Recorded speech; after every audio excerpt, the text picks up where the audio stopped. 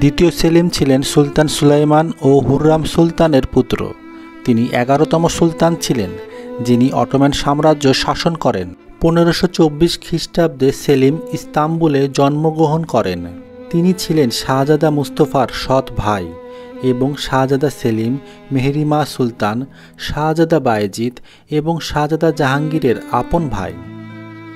শাহজাদা মেহমেতের মৃত্যুর পর তিনি মানিসার গভর্নর হন এবং পিতা সুলতান সুলাইমানের সঙ্গে সুসম্পর্ক গড়ে তোলেন। তিনি 2 বার কোনিয়ার গভর্নর নিযুক্ত হন। দ্বিতীয় সেলিম সাধারণত মানুষের কাছে স্বর্ণকেশী ও মাতাল সেলিম নামে পরিচিত ছিলেন। 1566 খ্রিস্টাব্দে প্রথম সুলাইমানের মৃত্যুর পর তার পুত্র দ্বিতীয় সেলিম অটোম্যান সম্রাট হন।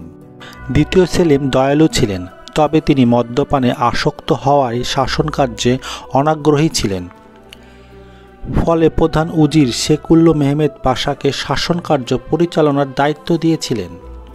তিনি ছিলেন একজন কবি ও সাহিত্যপ্রেমী। তিনি তার শাসনকালে মাহিদেবরান সুলতানকে তার মর্যাদা ফিরিয়ে দেন এবং শাহজাদা মুস্তফার সমাধি পুনর্নির্মাণ করেন, যা একটি ঐতিহাসিক ঘটনা বলা যায়, কারণ মুস্তফাকে বিদ্রোহের জন্য মৃত্যুদণ্ড দেওয়া হয়েছিল। তাই মুস্তফার কবর গোপন এক জায়গায় রাখা ছিল। পরে সেলিম তাকে তার মর্যাদার পূর্ণ জায়গায় নিয়ে আসে।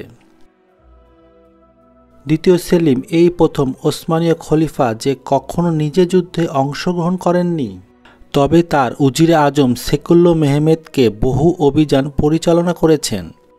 তার পরিকল্পনা ও উদ্যোগে ওসমানী সৈন্যরা বহু সামরিক অভিযানে বের হয়। ক্রিটস দ্বীপ জয় দ্বিতীয় সেলিমের শাসনকালে উল্লেখযোগ্য ঘটনা ছিল। 1571 খ্রিস্টাব্দে ভেনিসের পুনর্রচনায় স্পেন রাজ রোমের পোপ সভয়ের ভিউক এবং মাল্টার নাইট মিলে অস্ট্রেলিয়ার নৌসেনাপতি ডন জুনায়ের নেতৃত্বে লেপাল্টো উপসাগরে ওসমানী খেলাফতের নৌসেনাবাহিনীর ওপর হামলা চালায়। নৌসেনাপতি কাপুদান পাশা নিহত হলে ওসমানীয় বাহিনী বিশৃঙ্খলায় হয়ে পড়ে এবং পরাজয় বরণ করে। পরে অবশ্য 6 মাসের ব্যবধানে তা ফিরে আনা সম্ভব হয়। 1570 থেকে 1574 সাল অটোম্যান গৃহযুদ্ধে সংঘটিত হয়।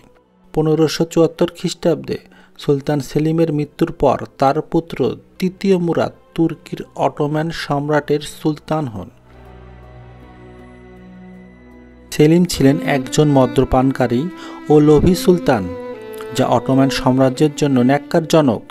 একজন সুলতান এমন হওয়া উচিত যা রাষ্ট্রকে ন্যায় বিচার ও সততার সাথে পরিচালনা করবে।